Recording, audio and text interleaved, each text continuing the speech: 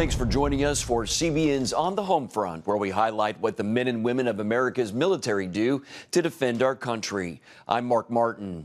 Some of the most vital people in the military are the enlisted. For the Air Force, they are the future of the branch. From Airman Basic all the way up to the Chief Master Sergeant of the Air Force. They say while there may be plenty of people who outrank them, there is nobody better than them.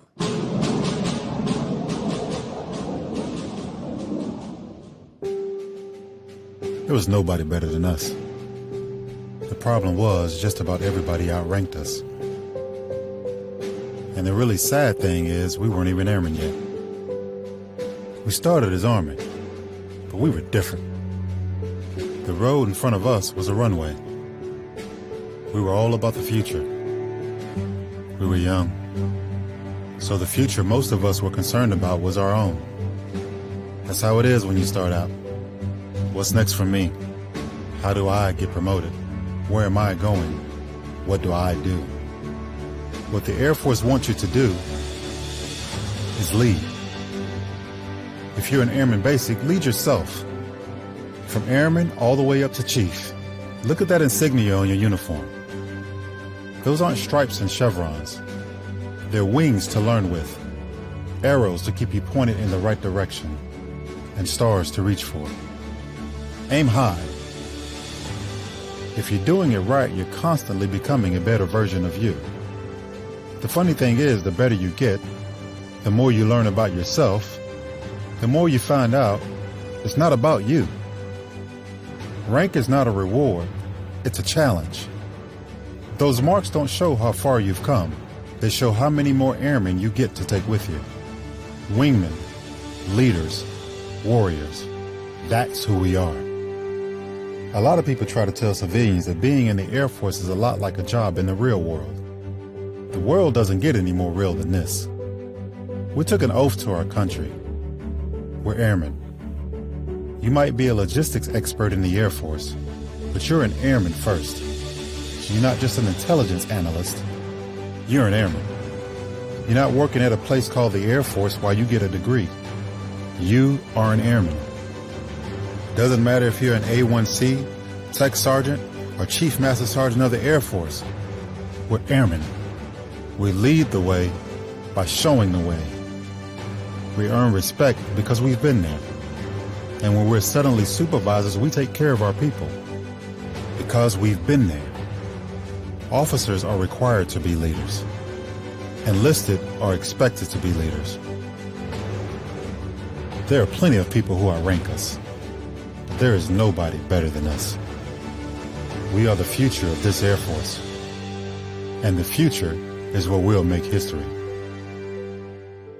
But while the enlisted may be the backbone, multiple airmen from Cannon Air Force Base talk about the importance and relevancy of the mentors in their everyday life.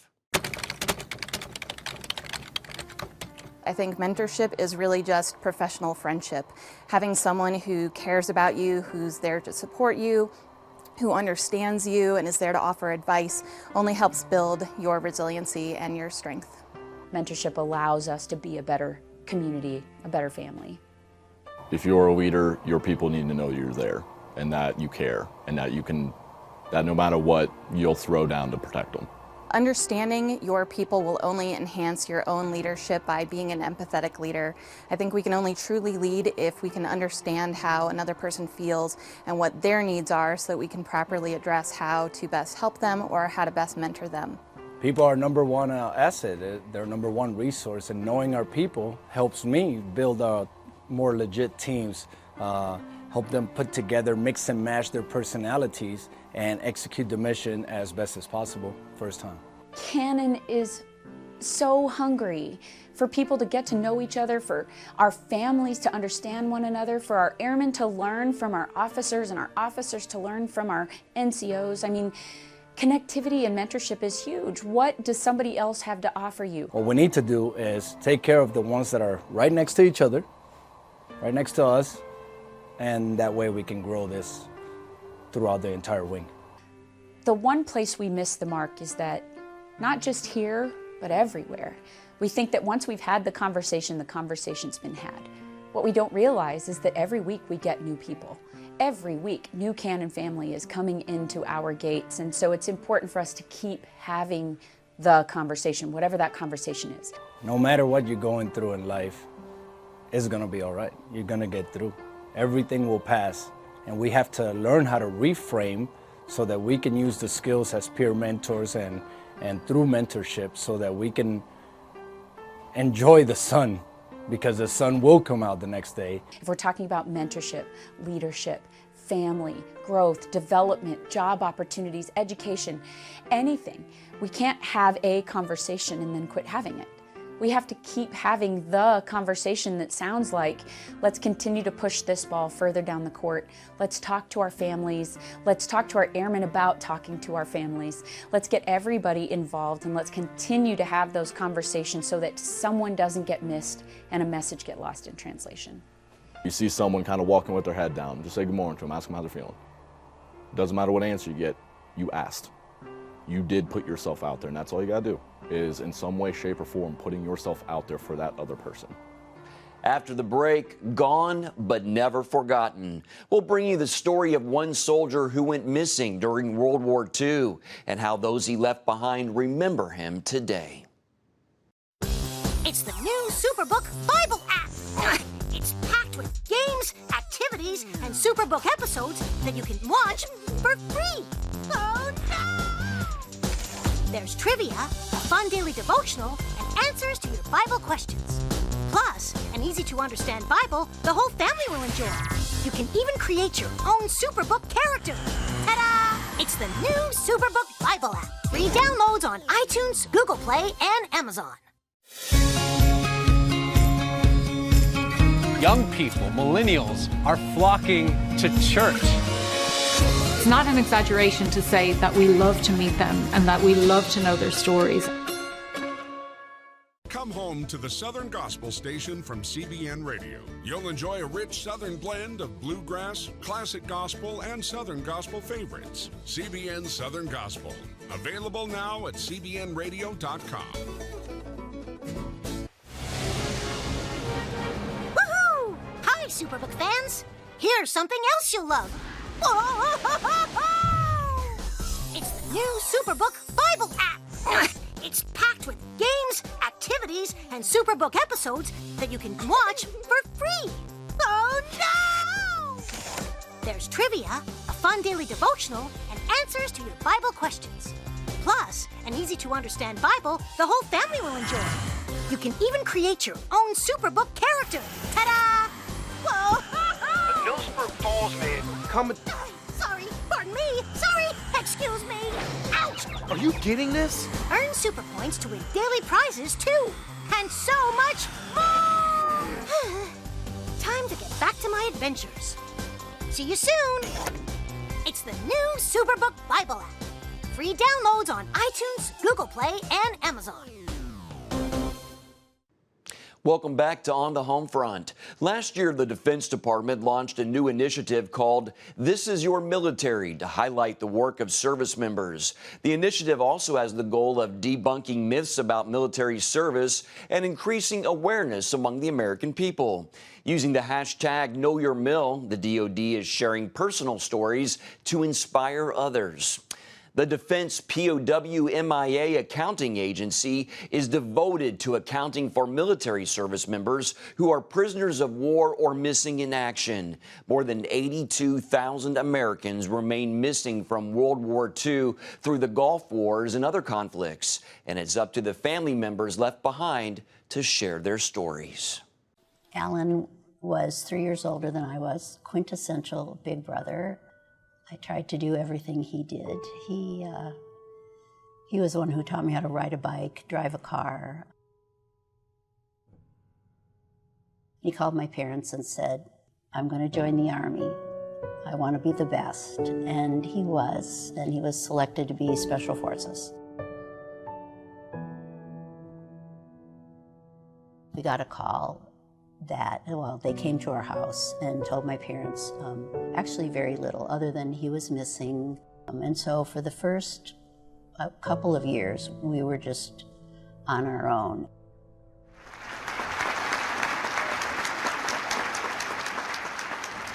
The anguish you suffered, the families of brave men, of listed prisoners of war or missing in action, the misery and anguish is unspeakable. Something the rest of us can really never know, even in a partial measure. If they could be here today, millions of Americans from every corner of this land who have only a glimmer of your pain would say to you, we want with all our hearts to share your burden, to realize our common quest, the return of all POWs, the fullest possible accounting for the still missing, and the repatriation of the remains of those who died. Until they all come home. A creed of the American military to never leave a man behind. For the Defense POW MIA Accounting Agency, it's their singular objective. I think it speaks volumes to the character and the values of the United States, that here we are decades after the conflicts ended, that we are still inherently fulfilling our role and our promise made, that when we send a service member off to war, that should they become missing, that it's our responsibility as a nation to bring them back home.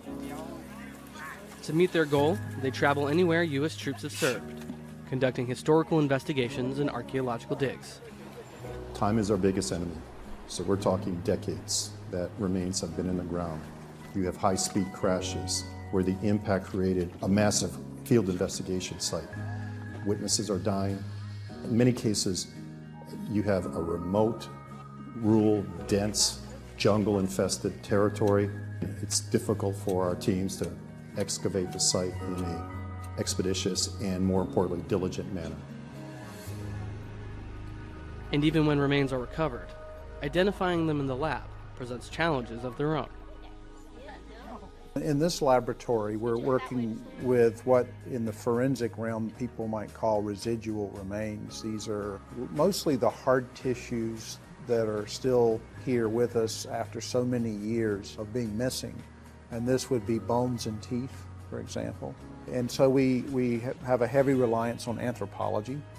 That's the profession that actually studies how you can say things about a person from their bones. We also have dental records from most of our missing service members, thankfully. And so our forensic dentist here in the lab are able to compare what we see in the teeth to dental records that we have retained in the Department of Defense for all of these years. But we also use DNA extensively. The majority of our cases involve some type of DNA testing. But to make good use of DNA results, you have to have something to compare it to. Though it's now common practice to retain DNA samples from service members, before the early 1990s, DNA testing essentially didn't exist as a forensic tool. This means that to be able to use DNA as a method of identification, they need samples from close family members to use as a reference. But it's not easy. Some of them we run into dead ends with, and we can't find anybody. As you can imagine, when you're dealing with literally tens of thousands of missing service members, particularly from World War II, the services have an enormous burden to try finding all of these family members, each and every one of them with their individual unique stories. What happened to the family, where the family moved. We always like to take opportunities to say if there's anyone out there who has a family member who's missing, to reach out to that service casualty office and help us get the DNA samples that we need. On the front end, conducting archaeological digs in dense jungle, harsh terrain, and occasionally underwater, requires support from outside of DPAA. Dozens of service members from every branch of the military are asked to augment recovery teams.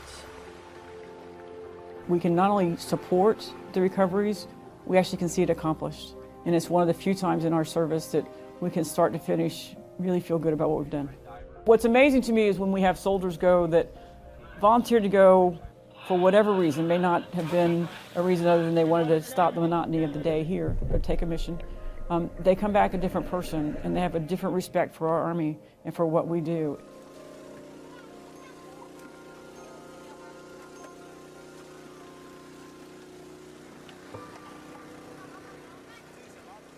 Bringing our missing home can be a decades-long journey that takes a small city worth of people to accomplish. Actually, it was March 7th of 2016. I picked up the phone. It was the night before what would have been Alan's 70th birthday. Picked up the phone, and this deep voice asked for Judy, and I said, "This is she." And he said, "I'm calling from the Army." And my legs literally went out from under me, and I said, "You found Alan?" And he said, "We did." I mean, I could barely breathe.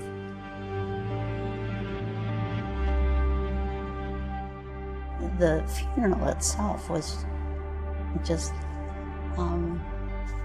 such a joyful homecoming. And again, I'm one of the very fortunate ones. And I hope that the other family members will finally receive their accounting. That is such a sacred commitment that the United States has to do. Americans need to be made aware that POWs, MIAs are still missing from all wars, and that DPAA is making a difference in fulfilling that mission for the fullest possible accounting and bringing all of them home. Up next, how Korean War veterans are remembering their days on the front lines. Are you suffering from feeling tired or worn out during the day? Can you not turn off your brain at night? You are not alone. Hi, I'm Dr. Michael Bruce, the sleep doctor, and I've partnered with the Christian Broadcasting Network, and we're gonna bring you some unbelievable information that you can use tonight to get a better night's rest. Wake up to your best life. Call 1-800-700-7000 or go to cbn.com to get your free copy of Protect Your Sleep today. If you want to be an attorney with a passion for serving people and for excellence, Regent University needs to be high on your list. Regent's award-winning law school doesn't just create lawyers. We create leaders, judges, prosecutors and defense lawyers, civil litigators, and leaders in government. My focus has been trying to really make sure we have the future leaders we need for the bench and the bar and for society generally. You'll learn from highly credentialed leaders who are current and former judges, distinguished scholars, and ACLJ counsel. I'm so glad I chose Regent. The relationships here have been amazing. The faculty have been amazing. Not everybody's called to the same thing when they leave law school, but they're called by a God who has a purpose for their lives, and He is going to use that education to make a difference in the world. Regent will prepare you to be a purpose-driven, practice-ready lawyer. To start your rewarding law career, complete the online application, submit your transcripts, and take the law school admissions test by July. Apply today. If you want to be an attorney with a passion for serving people and for excellence, Regent University needs to be high on your list.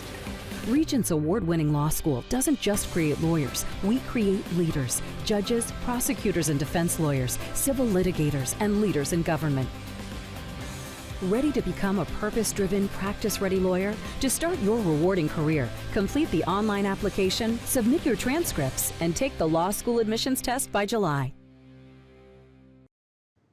Thanks for staying with On the Home Front. Former members of the North Dakota Air National Guard are recalling the T-6 Texan that served as a primary training aircraft in the early days of the unit and in combat missions during the Korean War. Take a look.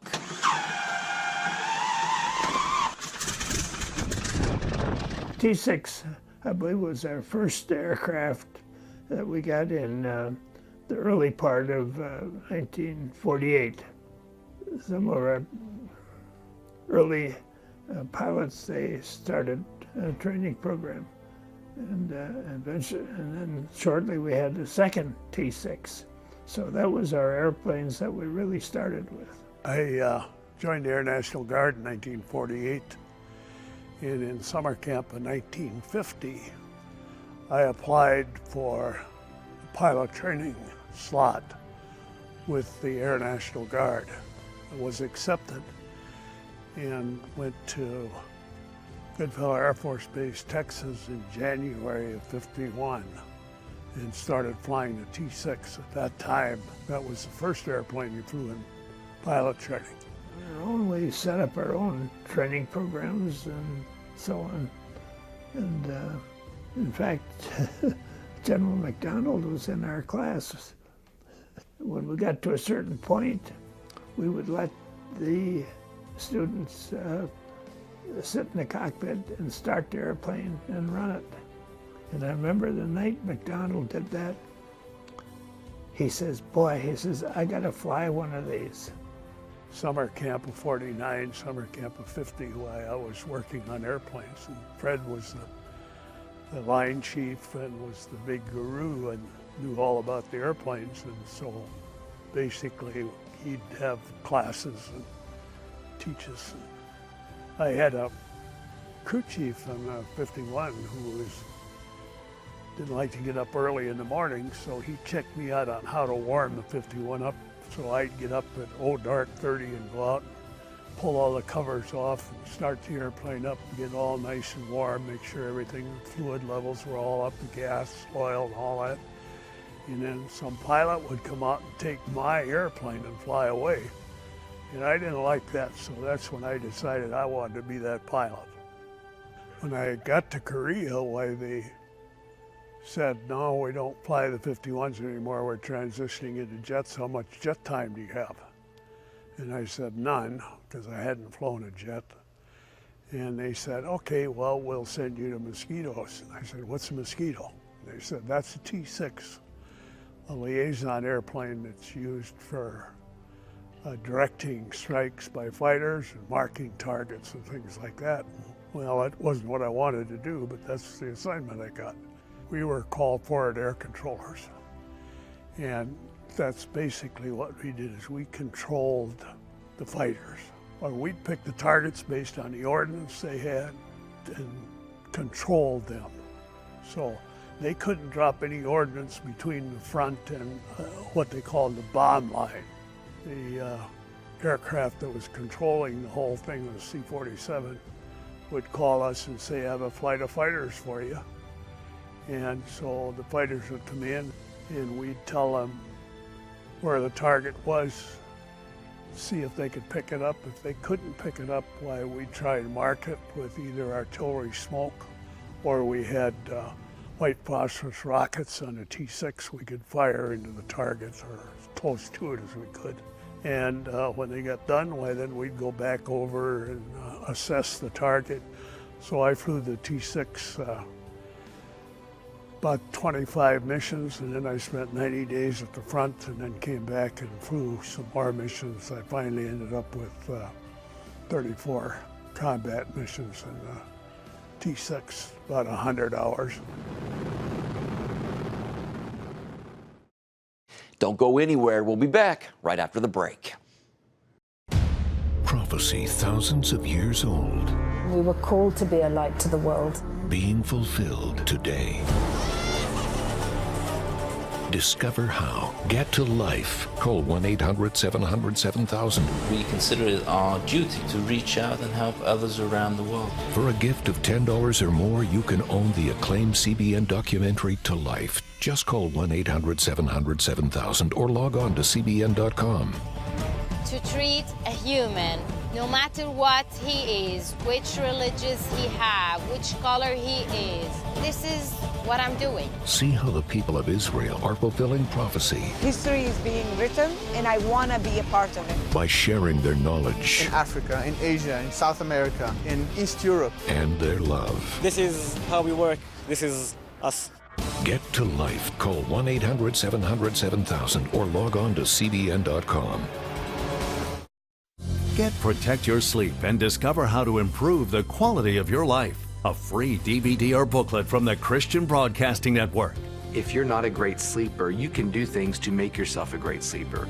If you're already a pretty good sleeper, you can enhance your sleep and be even better. 5 leading experts help remove the obstacles between you and restorative sleep. When you don't get a restful night's sleep, you wake up with an accumulation of stress. Call 1-800-700-7000 or go to cbn.com to get your free DVD or booklet today.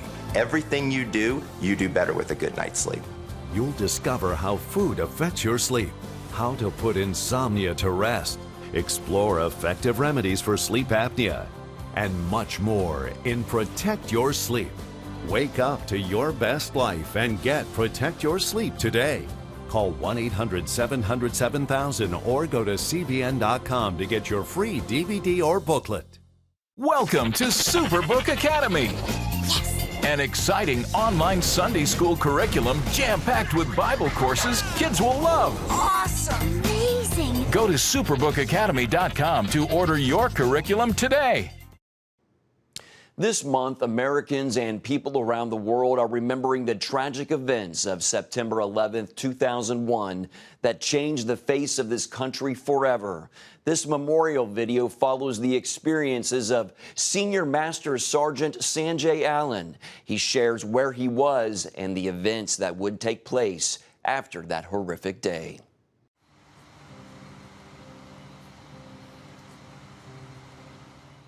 It was around 3 o'clock in the afternoon. As we were turning in tools, we seen that an airplane had hit the Twin Towers. And then as we're watching the news unfold, we seen another one. We watched it live, hit the other tower. And it was just quiet. Everybody was standing around the TV just watching that. In 2000, I joined the Air Force. I joined the Air Force as a crew chief on KC-135s, the tankers. And I was assigned to Mildenhall, the Bloody 100th, Box D out there, as a crew chief on those tankers. And it was the end of the day for us, actually. And not too long after, everything went into Delta. Everything, we just shut down. And nobody really knew what was going on. Everybody was calling home, calling their families because America had been attacked. And so for a while after that, we didn't really know. Everybody was ready. Everybody just wanted to be a part of it. The entire country was united, and we were united too. Everybody wanted to react and do something. So we're just waiting and waiting, you know, kind of on pins and needles, just ready to go. And then finally the call come in the next day, and they tell us, oh, you're going somewhere in the Mediterranean. Like, all right, well, let's go. We get on the plane, we take off, and we land here in Incirlik. And here I am, 18 years later, in Incirlik as public affairs, helping tell the Air Force story now. So it's kind of ironic to be here right now. But at the time, you know, we were doing what America called us to do, and I was proud to be a part of that. The tankers played a critical role in everything that was going on downrange and enduring freedom. We were, you know, providing that air bridge to go downrange and take it to the bad guys. For us specifically, we were providing support to humanitarian relief in Afghanistan, dropping things like blankets and stuff to the locals out there. And it was just really cool to be there when 2 years earlier, I was just this high school kid working at a sports store, not knowing what to do, and here I am, you know, answering the nation's call, and it's just really cool to be a part of something bigger than me. That's all for today, but you can find more of our exclusive news coverage at cbnnews.com. Hope you'll join us next time. Have a great day.